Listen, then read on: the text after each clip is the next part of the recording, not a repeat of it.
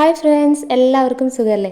അപ്പോൾ ഞാൻ ഇന്ന് വന്നിട്ടുള്ളത് നല്ലൊരു കുമ്പളങ്ങ കറിയുടെ റെസിപ്പി ആയിട്ടാണ്. ചോറിൻ്റെ കൂടെയൊക്കെ കഴിക്കാൻ പറ്റിയ നല്ലൊരു കറിയാണ് കേട്ടോ.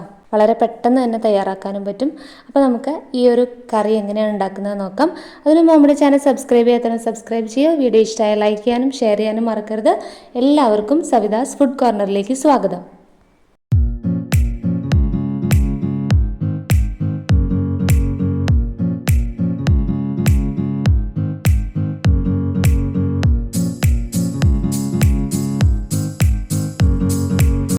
അപ്പോൾ ആ കറി ഉണ്ടാക്കാനായിട്ട് ഞാനിവിടെ ചെറിയൊരു കഷ്ണം കുമ്പളങ്ങയാണ് എടുത്തിട്ടുള്ളത്.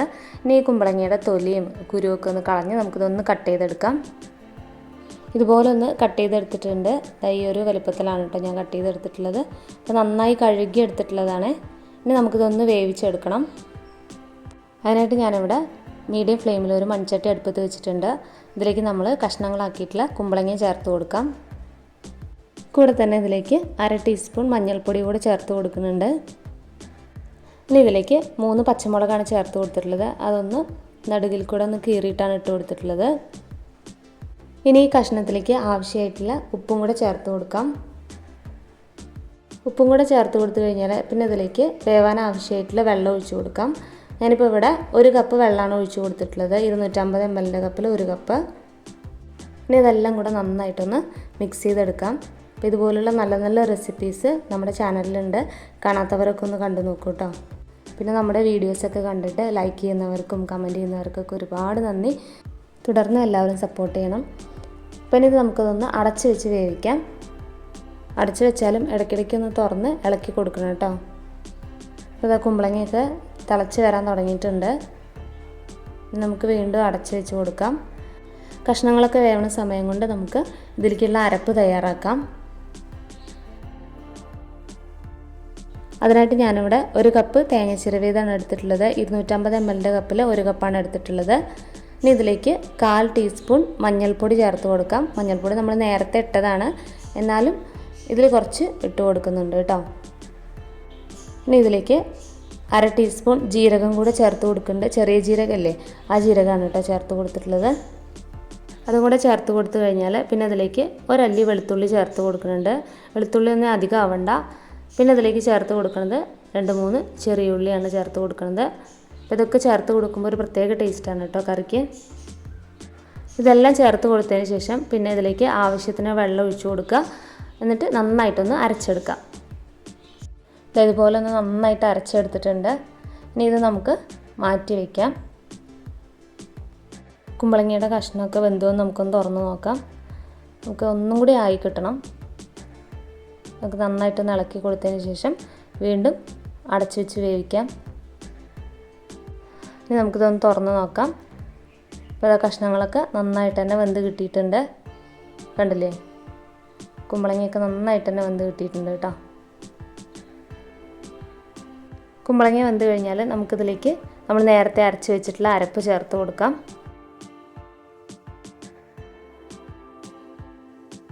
അരപ്പ് മുഴുവനായിട്ട് ഇട്ട് കൊടുത്തിട്ടുണ്ട്. ഇനി ആ മിക്സിയുടെ ജാറിൽ 1/4 കപ്പ് വെള്ളം ഒഴിച്ചിട്ട് അതും കൂടെ ഒന്ന് ഒഴിച്ച് കൊടുക്കുന്നുണ്ട് കേട്ടോ. എന്നിട്ട് നന്നായിട്ടൊന്ന് മിക്സ് ചെയ്തെടുക്കാം.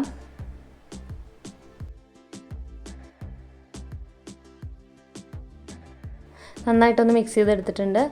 ഇനി ഇതൊന്ന് തിളച്ച് വരണം. അപ്പോൾ ഇതുപോലെ ഒന്ന് തിളച്ച് വന്നിട്ടുണ്ട്, കണ്ടില്ലേ.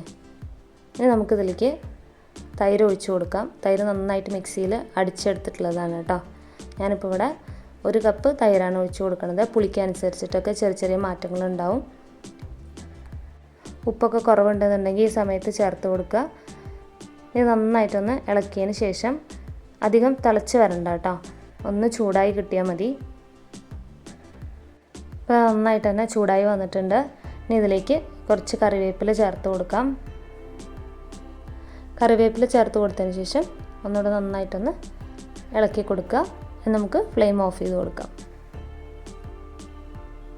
ഫ്ലെയിം ഓഫ് ചെയ്തതിന് ശേഷം നമുക്ക് വാങ്ങി വെച്ചിട്ട് നമുക്ക് ഇതിലേക്കൊന്ന് വറുത്തിടണം. വറുത്തിടാനായിട്ട് മീഡിയം ഫ്ലെയിമിൽ ഒരു പാൻ അടുപ്പത്ത് വെച്ചിട്ടുണ്ട്. പാൻ ഒന്ന് ചൂടായിട്ട് വരുന്ന സമയത്ത് കുറച്ച് വെളിച്ചെണ്ണ ഒഴിച്ച് കൊടുക്കാം. ഈ വെളിച്ചെണ്ണ ഒന്ന് ചൂടായിട്ട് വരട്ടെ. എണ്ണ ചൂടായിട്ട് വന്നു കഴിഞ്ഞാൽ അതിലേക്ക് 1 ടീസ്പൂൺ കടുക് ചേർത്ത് കൊടുക്കാം. ഈ കടുകൊക്കെ ഒന്ന് നന്നായിട്ട് പൊട്ടി വരട്ടെ. കടുകൊക്കെ നന്നായിട്ട് പൊട്ടി വന്നിട്ടുണ്ട്. ഇനി ഇതിലേക്ക് 4-5 ചെറിയ ഉള്ളി വട്ടത്തിലരിഞ്ഞ് ചേർത്ത് കൊടുക്കാം. ഈ ഉള്ളിയൊക്കെ ഒരു ചെറിയ ബ്രൗൺ കളർ ആവുന്നവരെ നമുക്കൊന്ന് ഇളക്കി കൊടുക്കാം.